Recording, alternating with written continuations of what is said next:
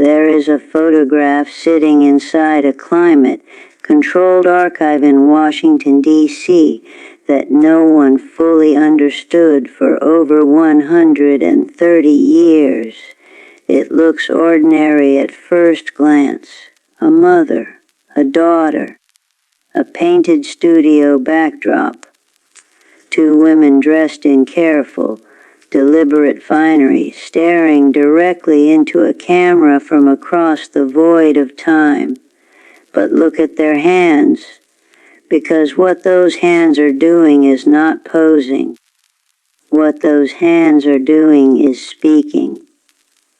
And what they are saying, if you know how to listen, is one of the most extraordinary stories of survival, resistance, encoded brilliance in American history. This is the story of a woman born into slavery in 1839.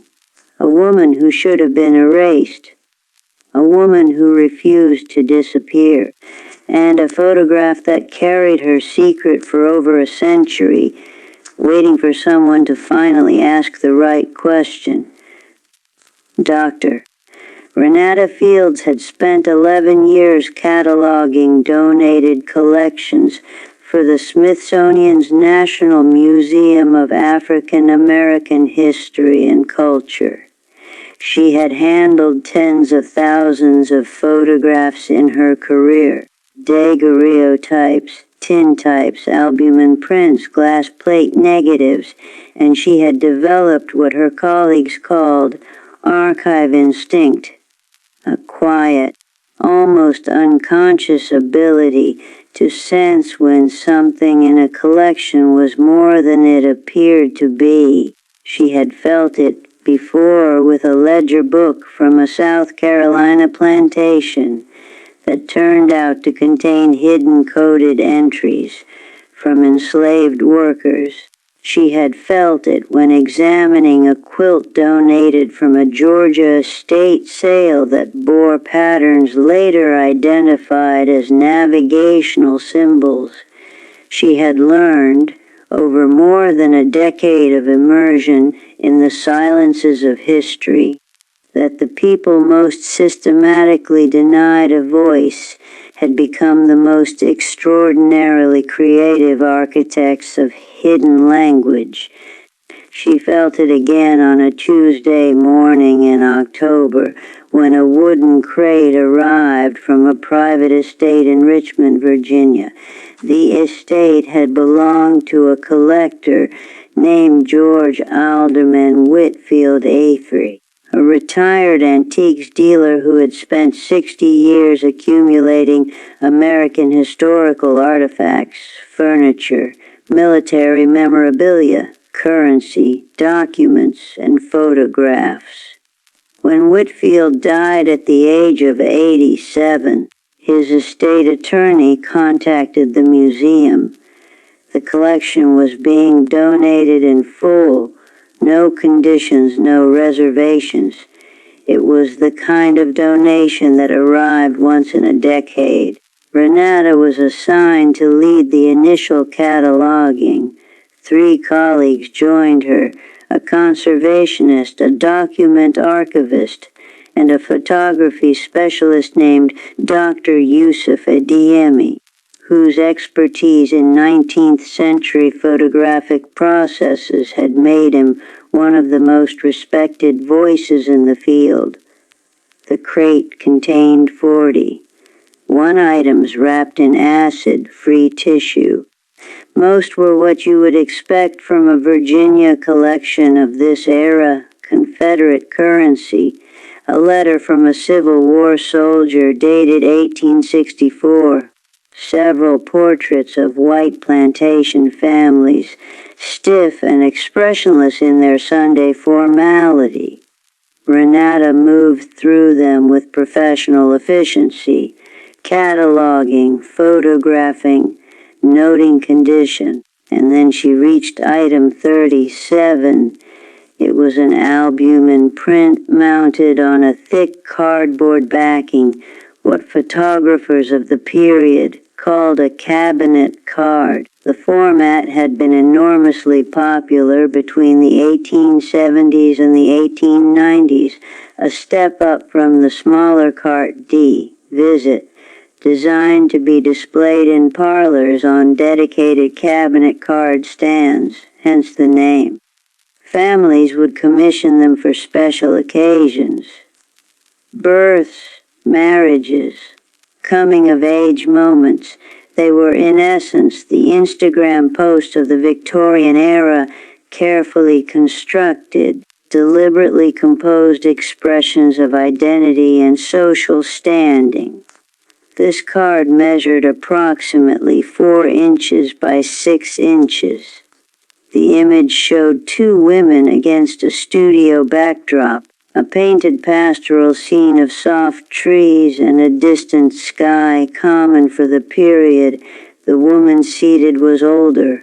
Renata estimated her age at somewhere between 55 and 65. She was African American, her dark skin clear even in the sepia tones of the print. She wore a high-colored dress of what appeared to be fine dark wool, with small buttons running from her collarbone to her waist. Around her neck, barely visible against the dark fabric, was a small pendant on a thin chain. Her hair was parted precisely in the center and pulled back with evident care. The younger woman stood beside her, not behind, not apart, but pressed close, her body tilted slightly inward as if drawn by gravity toward the seated woman. She appeared to be in her late 20s or perhaps 30. The family resemblance was unmistakable. The same strong jaw, the same direct gaze, the same quality of stillness in the expression that communicated not passivity, but absolute, unshakable self-possession. They were looking directly into the camera, not past it, not through it, directly at it, with an intensity that felt less like Victorian portrait convention and more like a deliberate act of looking across time, as though they knew somehow that someone like Renata would eventually be on the other side of this image, looking back. Renata's archive instinct stirred. She called Yusuf over. "Look at their hands," she said. Yusuf set down the conservationist notes he had been reviewing and leaned over the light box where Renata had placed the cabinet card. He studied it for a long moment without speaking. Then he picked up a lope, a small magnifying lens, and bent closer.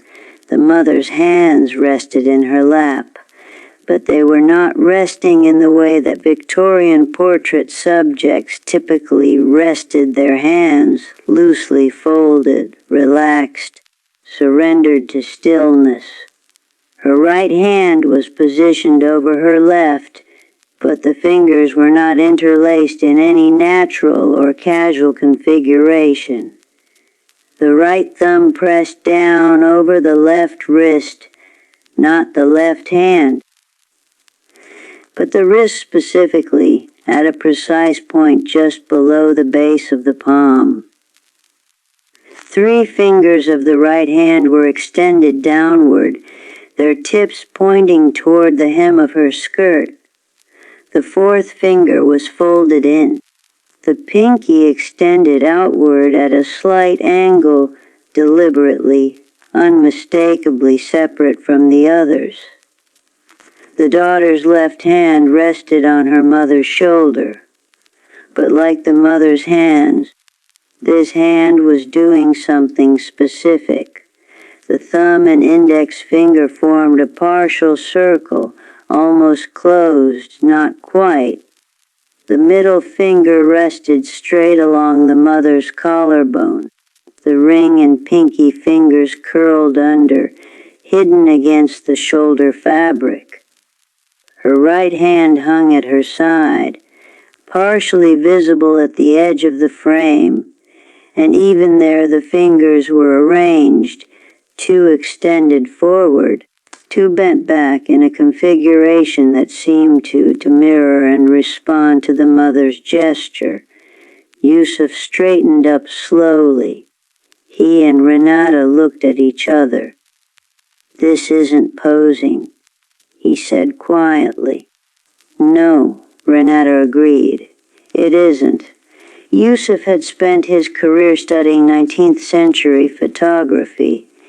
He knew that the long exposure times of the era, anywhere from 3 to 15 seconds, depending on lighting conditions and photographic chemistry, made hand positioning both technically critical and practically intentional. Photographers use neck braces and posing stands to prevent the blurring caused by any involuntary movement. Subjects were coached meticulously.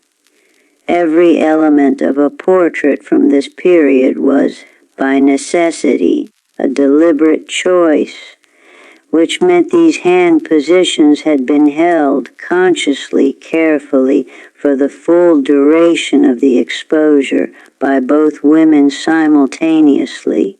It was not accidental.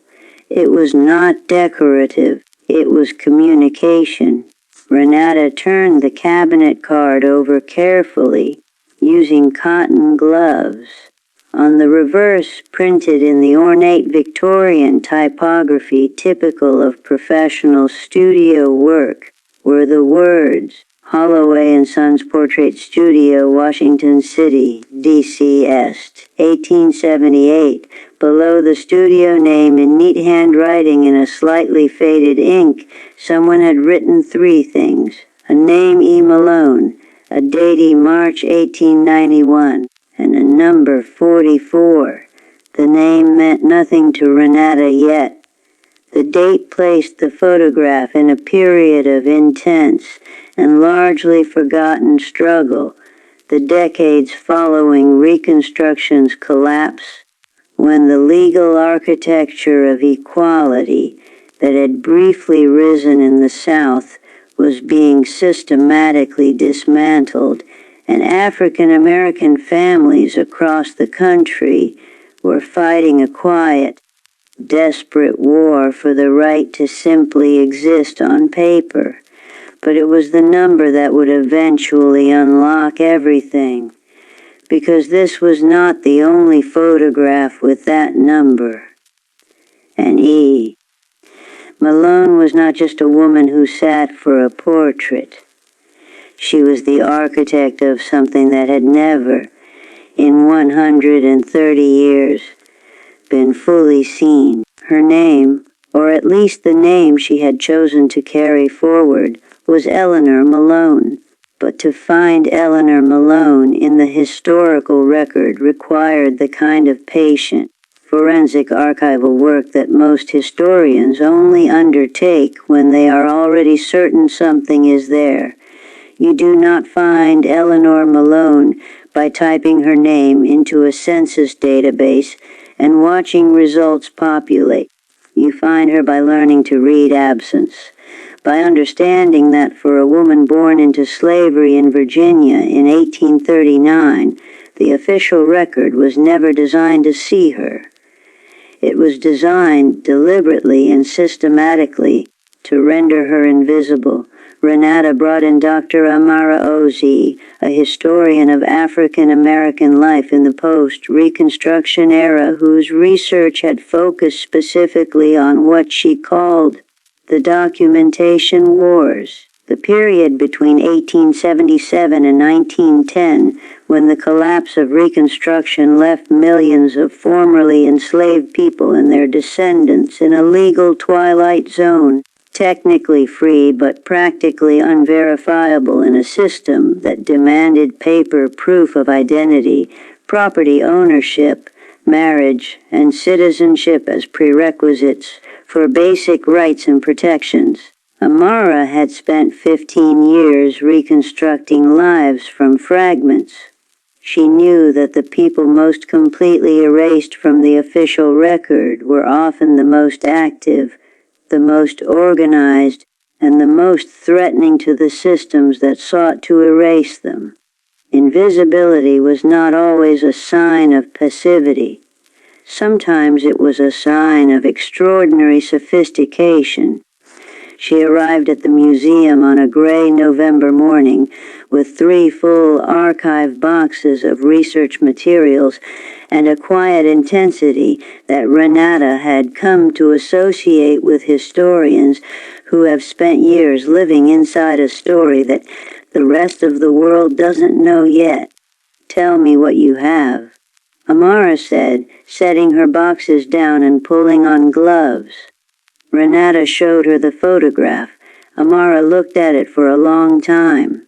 She studied the women's faces first, the habit of a historian trained to read expression as evidence, and then, following Renata's direction, she looked at the hands. She did not speak for almost 2 full minutes. When she did speak, what she said was not about the photograph at all. "Do you know what it meant?" she said slowly, "to be a black woman in Washington, D.C.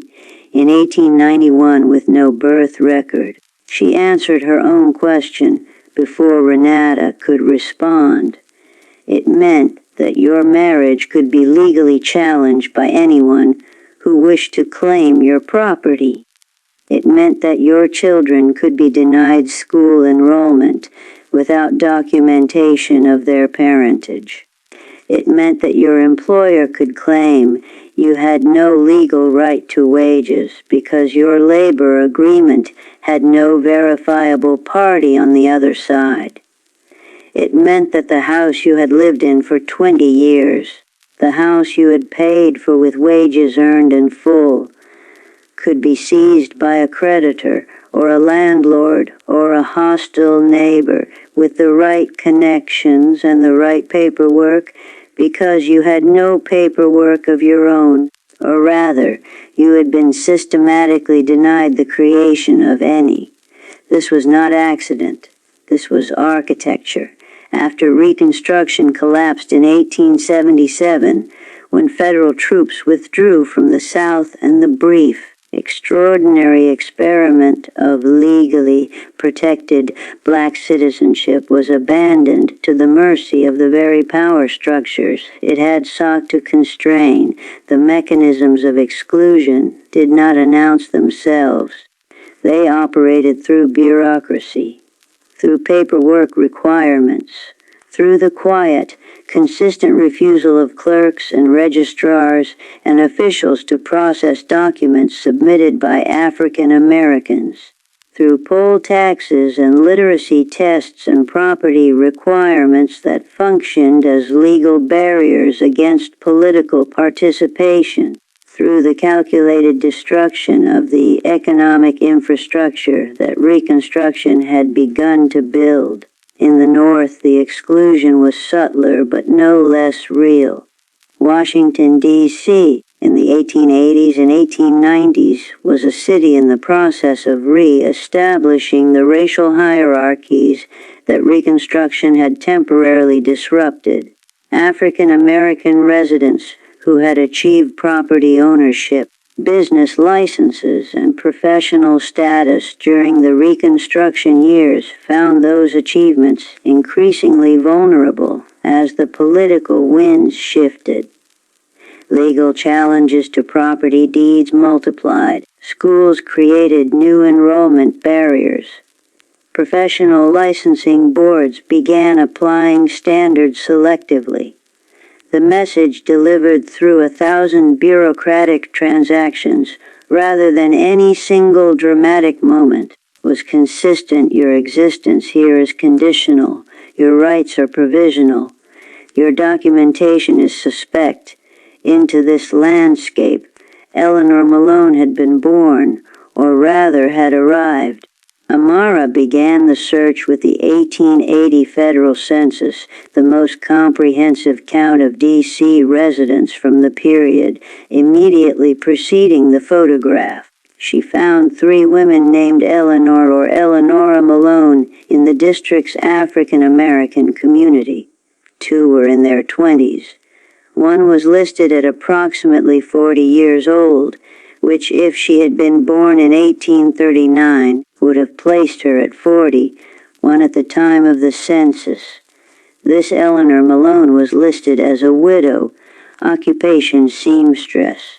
She lived on a numbered street in the southwest quadrant of the city, in a neighborhood that census records and contemporary newspaper accounts described as a densely populated African American enclave, one of several that had grown rapidly in the post-war years as formerly enslaved people from Virginia, Maryland, and further south made their way to the capital.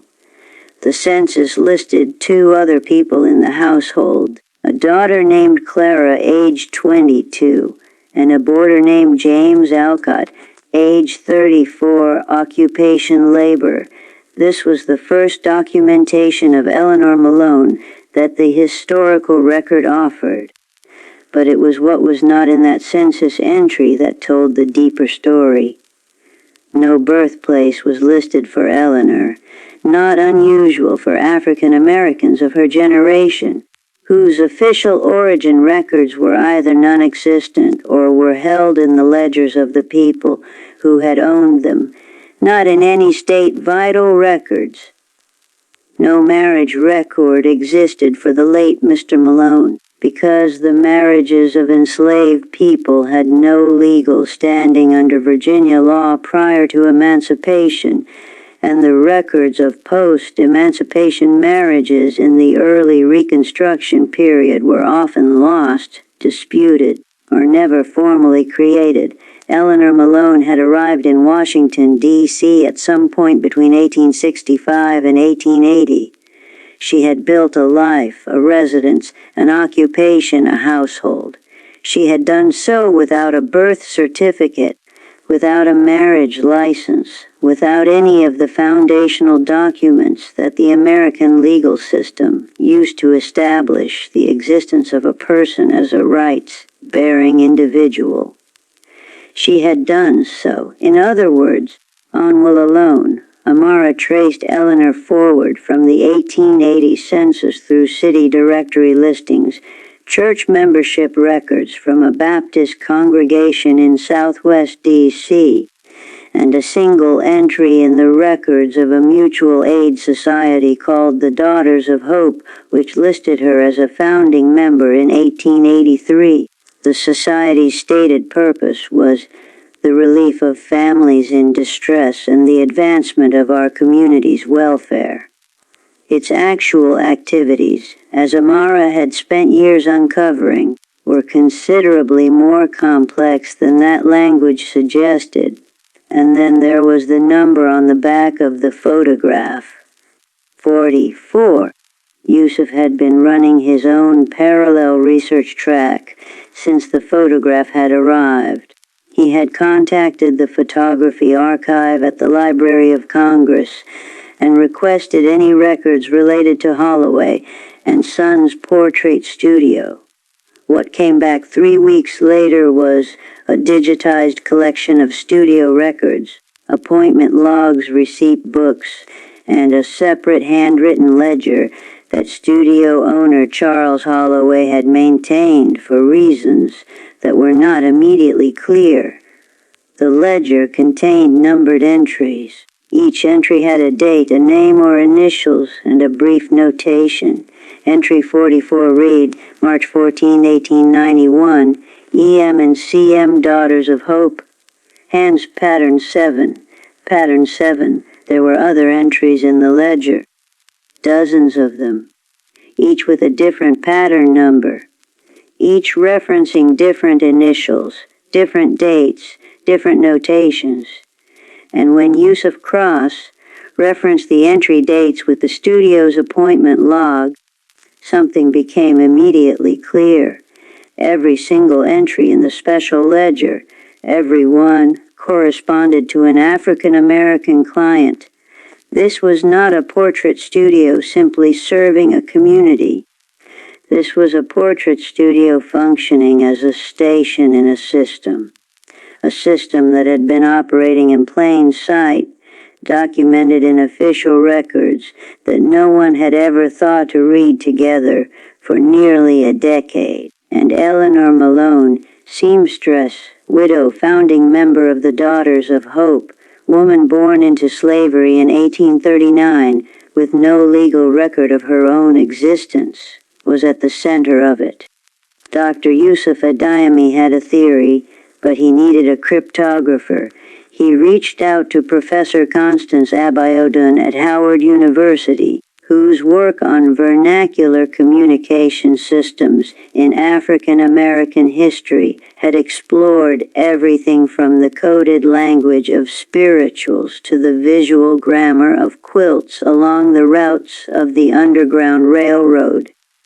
Constance had spent 20 years arguing, against considerable academic resistance, that the communication systems developed by enslaved and formerly enslaved African Americans were not primitive folk adaptations, but sophisticated, intentionally engineered languages, built under conditions of extreme surveillance and existential danger, and therefore necessarily more structurally elegant than many of the official communication systems of their era. She arrived at the museum on a cold December morning and said almost nothing for the first hour. She sat with the cabinet card on the light box. She sat with Yusuf's high-resolution digital scans spread across the table. She sat with the Holloway Ledger entries printed and arranged in chronological order. And she looked, not with the urgency of someone searching for a breakthrough, but with the patience of someone who understood that a language reveals itself on its own terms, in its own time, to someone willing to be still enough to receive it. When she finally spoke, she began not with the hands but with the context. You have to understand what kind of problem they were solving. She said, the problem was this: how do you create a verification system for identity and community membership that is accessible to people who may be partially or fully illiterate, that cannot be seized or destroyed in a raid or a search, that cannot be forged by outsiders who don't know its rules, and that can be used in public, in full view of hostile authorities, without being recognized as a system at all. Written codes could be confiscated. Spoken passwords could be overheard or extracted under duress. Physical tokens, a specific piece of cloth, a particular object carried on the person, could be stolen or replicated. But the body itself, the body was always present. The body could not be confiscated, and a gesture that looked, to an untrained eye, like nothing more than the natural positioning of hands during a long photographic exposure, that was the most perfect concealment imaginable.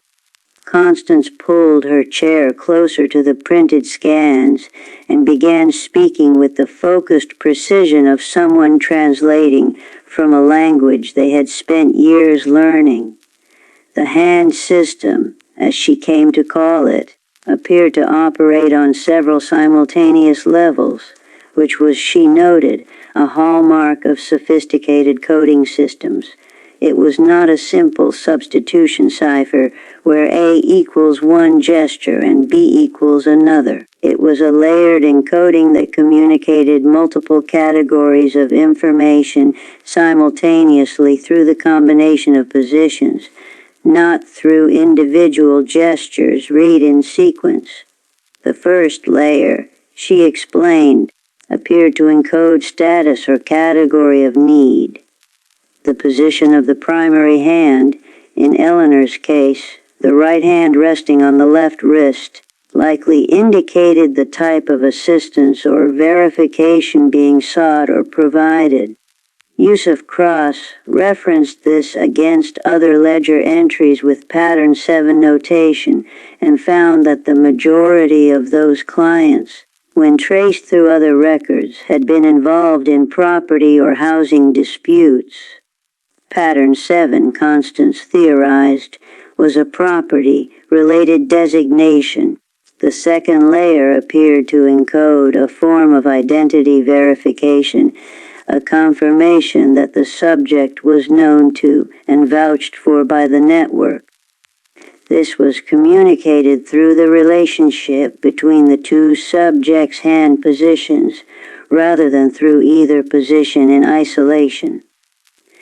Eleanor's 3 extended fingers pointing downward, and Clara's partial circle of thumb and index finger on the shoulder.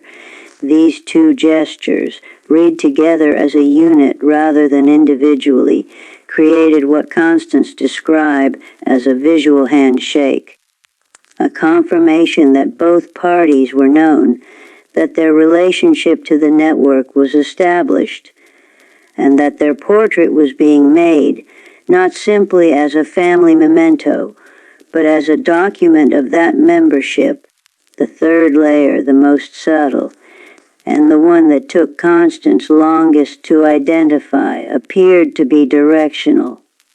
Renata had noticed that in several of the photographs from the Holloway ledger, 1 or more fingers pointed in a specific direction relative to the subject's body.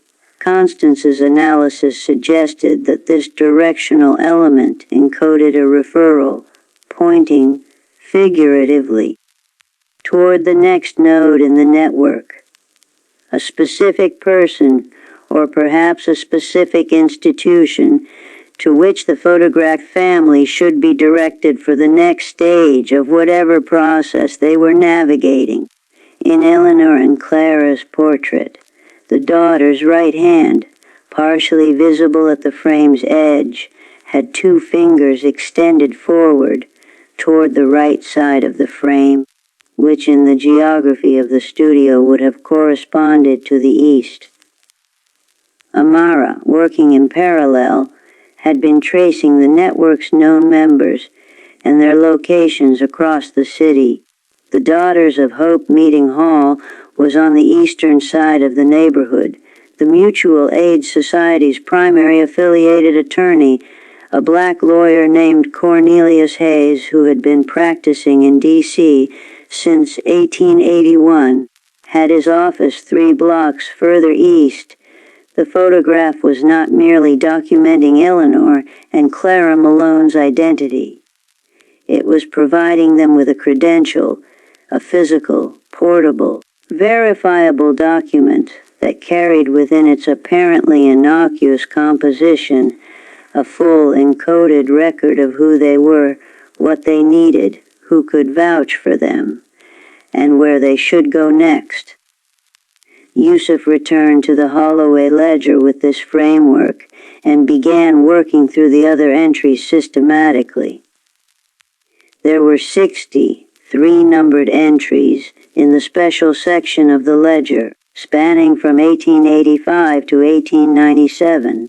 Constance's pattern analysis, applied across the full set, began to reveal the architecture of what they were looking at.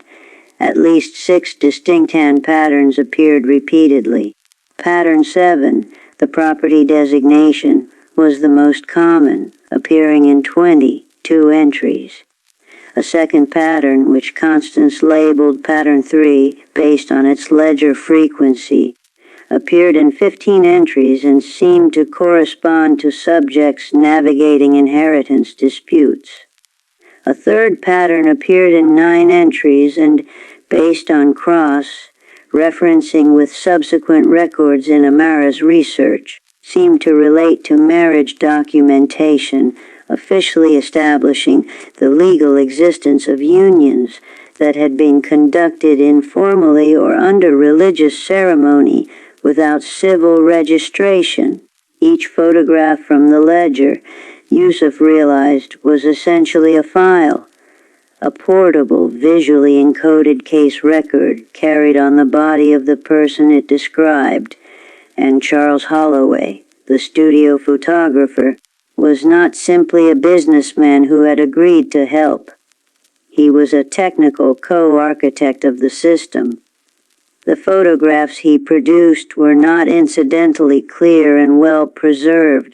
They were deliberately made to the highest possible technical standard precisely because they needed to function as durable documents.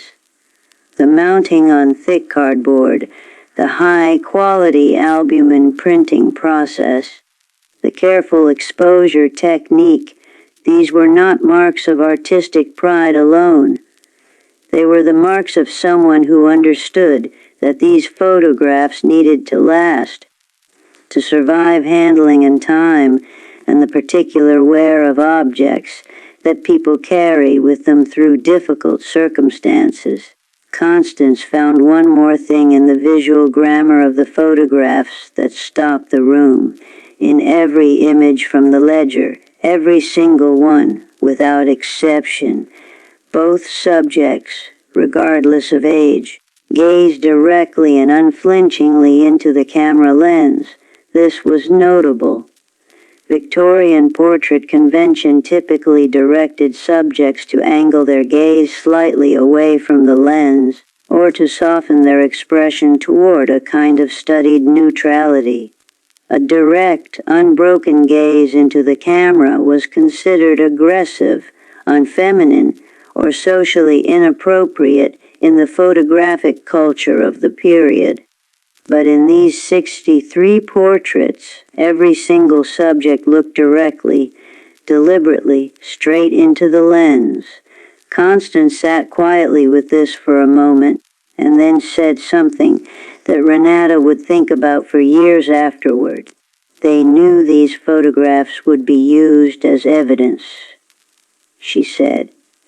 And they understood somehow, collectively, that the most powerful thing evidence can do is look back at you without flinching. Eleanor Malone had been born into a world that refused to see her. She had spent more than half a century learning to make herself visible on her own terms. And when she sat in that studio chair in March of 1891, with her daughter's hand on her shoulder and her own hands arranged in their precise, purposeful configuration, she had looked directly at a lens that would carry her gaze across 130 years. She had known, or perhaps hoped, or perhaps simply decided, that someone would eventually look back. Every system needs builders. A coded visual language does not emerge fully formed from a single mind. It is negotiated, tested, refined, and agreed upon by a group of people who share a common understanding of the problem they are solving and a common commitment to the risk required to solve it. Whoever had built the hand code system that Eleanor Malone carried into the Holloway studio in March of 1891 had not built it alone. And the system's sophistication, its layered encoding, its elegant concealment, its practical precision spoke to a building process that had taken years and had involved people with different kinds of expertise working toward a single shared purpose. Amara Oze had been circling this conclusion through her research for weeks before she found the document that confirmed it. It was a meeting minute from the Daughters of Hope, dated September 1884. The Daughters of Hope Mutual Aid Society had been established in 1883 with 12 founding members. Their meeting. Records preserved in the church archive of the Baptist congregation they were affiliated with, donated to a university library in the 1960s and never fully analyzed, ran from their founding through 1901. Amara had requested the full set weeks earlier, and when the digitized files arrived, she had been working through them methodically, looking for the language beneath the language. Most of the meeting minutes were exactly what they purported to be, records of decisions about charitable distributions, membership fees, planned events, and the ongoing logistics of running a community organization on limited resources. But embedded throughout the minutes, at irregular intervals, were passages written in a different register, more oblique, more compressed, with a particular vocabulary that reappeared consistently enough to constitute a pattern. References to preparing portraits appeared 9 times between 1884 and 1896. References to completing the record appeared 7 times. References to hands properly positioned appeared, and this made Amara set down her coffee cup very carefully 5 times, always in the context of reporting on the successful completion of assistance for a named family. The September 1884 meeting minute, which appeared to record a foundational discussion of the Society's procedures, included this passage. Sister E. proposed that families seeking assistance with the documentation of their standing should be directed to the studio of Mr. H. for the preparation of a formal portrait, the arrangement of which will be discussed and agreed upon according to the method already known to the sisters. The portrait will thereafter serve as verification of the family's membership in good standing in their specific circumstances, as Sister E. has described and as was demonstrated. Motion carried unanimously. Sister E. Eleanor Malone, Mr. H. Holloway, Charles Holloway of Holloway and Sons, and then the phrase that Amara read 3 times before she was certain she understood its implications. The method already known to the sisters. Already known. The hand code system had existed before the formal Daughters of Hope proposal. Eleanor had not invented it at the 1884 meeting. She had presented it, brought it forward from somewhere else, from some earlier context, from some prior life, which meant the question that Amara and Renata and Yusuf and Constance had been approaching from one direction suddenly needed to be approached from another. Where had Eleanor Malone learned this? Amara began building Eleanor's biography from whatever fragments the record would yield.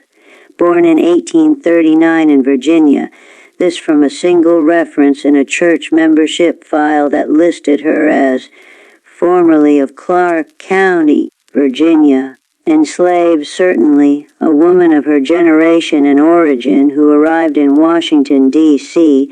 after the war with no documentation had almost universally been enslaved. The specific location, Clark County in the northern Shenandoah Valley, was significant. Amara knew it well from her research. Clark County in the antebellum period had been home to a dense and sophisticated network of free black families, Quaker abolitionists and anti-slavery activists who operated what historical records suggested was one of the most organized passages of the Underground Railroad's eastern network. The region's proximity to the Potomac River made it a crucial corridor for people moving north. And the county's relatively concentrated geography, small towns, established community networks, overlapping relationships between free black families and sympathetic white residents, had made it possible to sustain an organized assistance network for decades without catastrophic discovery. Eleanor Malone had been born into this geography. She had been born, Amara began to understand, into a world where coded communication was not extraordinary. It was infrastructure, the use of visual signals, disguised in quilts and spiritual songs, and the careful arrangement of physical objects had been a survival technology for the community she came from. She had not invented the concept of hiding language inside gesture and image. She had grown up inside it. What she had done, and this was the genius of it, was adapt that tradition to a new problem in a new context. The Underground Railroad's coding systems were designed for movement, for the urgent, dangerous passage of people northward through hostile territory. They were designed to be read quickly, in passing, under conditions of surveillance and fear. Eleanor's system was designed for something different. It was designed for permanence, for the creation of a portable, durable, publicly presentable document that could function as proof of identity and standing in a legal and bureaucratic landscape that refused to create such proof through official channels. She had taken the tradition of her community's coded visual language, and she had pointed it, with extraordinary precision, directly at the specific shape of the injustice she faced. The network's other architects were coming into focus through parallel research tracks. Yusuf had been pursuing Charles Holloway through the photographic archive and city records. What he found was a man of quiet, consistent principle, a white photographer from Baltimore who had relocated to D.C. in the late 1870s and established his studio in a neighborhood where his African-American clientele would be the majority rather than the exception. Business records showed Holloway charging equal rates to all clients. The studio's advertisement in an 1886 African-American community newspaper read simply, "Every person deserves a portrait made with skill and dignity." Holloway had kept the special ledger from the very beginning of his involvement with the Daughters of Hope Network, a record that was itself a form of risk, since its discovery could have exposed the entire operation. That he kept it anyway, Yusuf thought, was not recklessness. It was the act of someone who understood that documentation was both the network's tool and its testimony. He was building a record. He knew that if the record survived, the truth might eventually be reconstructible. Cornelius Hayes, the attorney, was traceable through Bar Association records and court filings. Between 1885 and 1899, Hayes had represented African American clients in over 40 property and inheritance disputes in the D.C. courts. His win rate was extraordinary, nearly 70%, in cases where the primary challenge had been the absence of official documentation. Amara found that in at least 16 of those cases, the evidentiary record included a photographic portrait from Holloway and Sons. In the pre-trial notes preserved in Hayes's personal papers, donated to a university archive by his descendants in 1987 and sitting unconsulted in a box until Amara requested them, Hayes had written, next to the case file references for these 16 clients, a single consistent notation. Portrait verified, pattern confirmed. He had known how to read the photographs. He had known what the hand positions meant. He had used them as evidence in court. The photographs were working. The system was working. For over a decade, in a city that had structured its bureaucratic and legal apparatus to deny the existence of an entire community, Eleanor Malone and her network had been running a parallel system of documentation, hidden in plain sight, encoded in the arrangement of hands, photographed with exacting technical precision, and deployed in the highest stakes legal battles of their clients' lives. The number on the back of Eleanor's portrait, 44, meant that at least 43 other families had come before her through this system, and Renata had the full ledger. There were 63 entries total, 63 families, 63 sets of hands arranged in precise patterns, looking directly into a lens. 63 portable archives, encoded in light and silver, and the deliberate arrangement of fingers. The question now was what had happened to them, and what had finally brought this one, after 130 years, into the hands of someone who could finally read it. Renata Fields had been in archives long enough to know that the hardest part of historical recovery is not finding the evidence. It is finding the people the evidence belongs to. Documents could survive in boxes for a century. Photographs could pass through estate sales and donation crates and cataloging systems and rest, numbered in acid, free and perfectly preserved inside institutional collections. But the descendants of the people in those photographs, the people whose family stories were incomplete without this evidence, who carried within their oral histories fragments that had never quite connected into a complete picture, those people could be anywhere. They could have changed their names across generations through marriage or circumstance or deliberate choice. They could have scattered across a country that had given their ancestors every reason to keep moving.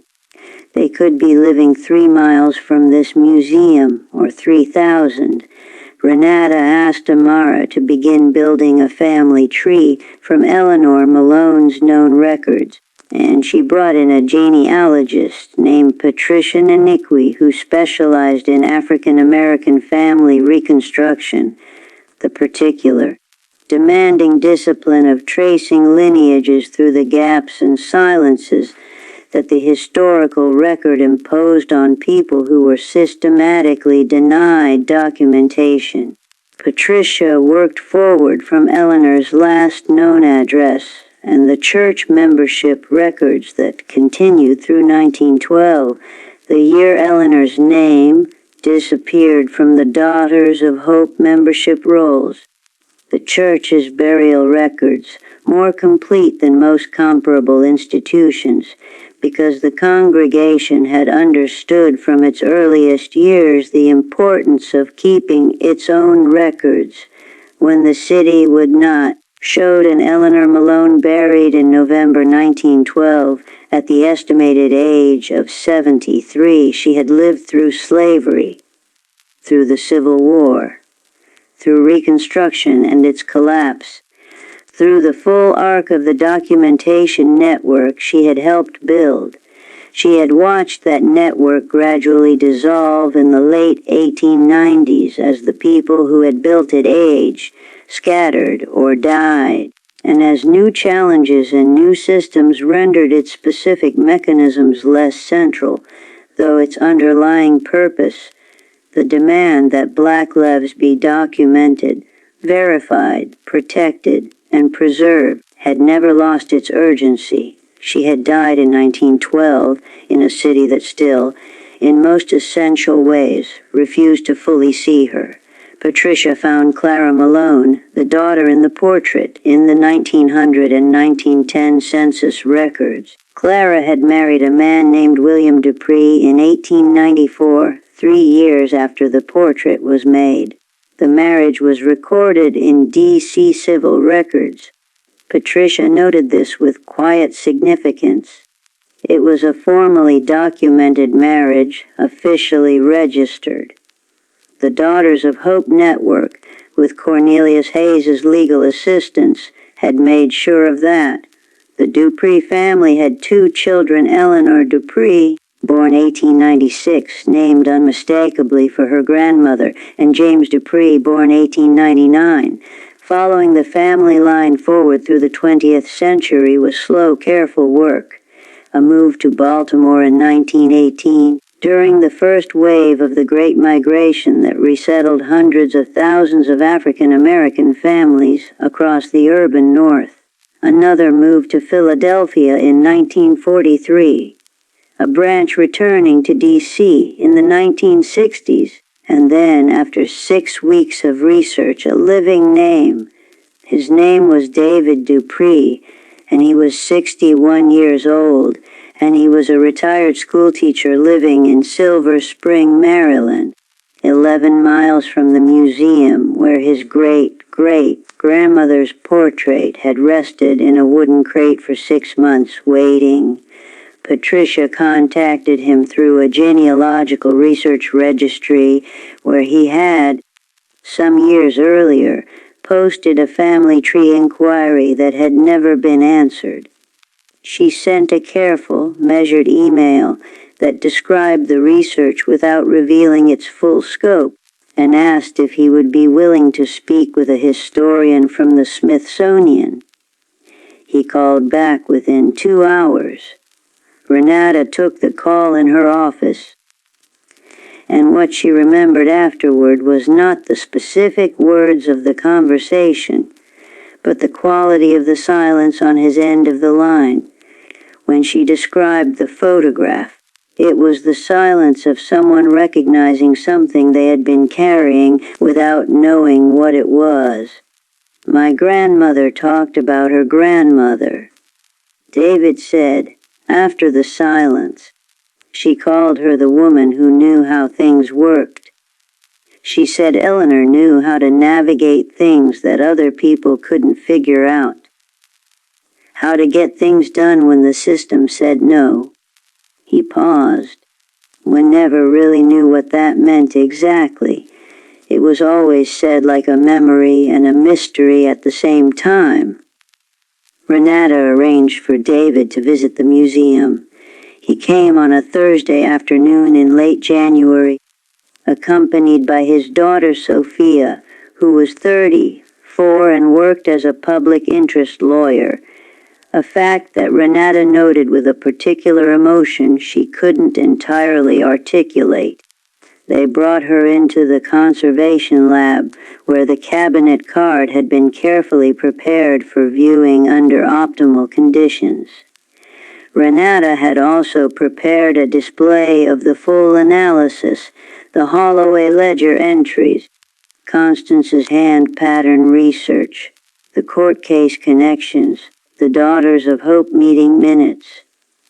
Everything they had assembled over 4 months of reconstruction. David Dupree stood in front of Eleanor Malone's portrait for a very long time. He was a tall man, and he leaned forward slightly toward the photograph, as though closing the distance between himself and the woman in the frame. Sophia stood beside him, her hand on his arm. "That's her," he said finally, in a voice that was entirely steady and entirely full at the same time. "That's Eleanor." He pointed at Clara, the daughter. "And that's Clara, my great-grandmother. My grandmother had a photograph of her, but it was taken later. She was older. I didn't know there was one this early." Renata showed him the back of the cabinet card, the name, the date, the number, and then walked him through everything the research had revealed. The hand patterns, the encoding system, the Daughters of Hope network, the 63 families, the court cases, the attorney who had used the photographs as evidence, the photographer who had kept the ledger, the tradition of coded visual language that Eleanor had carried north from Virginia and adapted into something new. David listened without interrupting. His daughter Sophia, the lawyer, had pulled out a notepad and was writing rapidly. When Renata finished, David was quiet for a moment. Then he looked back at the portrait. "She was born in 1839, he said. Born into slavery. She had nothing. They gave her nothing. No name on a record, no birth certificate, no marriage license, no property deed in her name. They tried to make sure that when she died, it would be like she'd never existed." He stopped. and she built a whole system to make sure that couldn't happen. Not just to her, to hundreds of people. Sophia looked up from her notes, and she hid it in a photograph. She hid it in hands, David said quietly. She hid it in something they couldn't take away. The room was very still. Renata looked at Eleanor Malone's portrait, at the composed, direct, unflinching gaze, at the careful arrangement of fingers that had carried a language across 130 years, and thought about what it meant to build something meant to outlast the conditions that made it necessary, to encode survival into gesture, to look into a lens and trust with no certainty and every reason for doubt that someone on the other side of time would eventually understand. David Dupree asked if he could have a copy of the photograph to bring to a family gathering the following month, a reunion of Eleanor's descendants that he helped organize every few years. Renata said yes, of course, and asked if she might be permitted to attend. He said yes, of course. And then he turned back to Eleanor's portrait one more time and looked at her hands and said nothing more. Because some things, after 130 years of waiting, do not need more words. They just need someone to finally look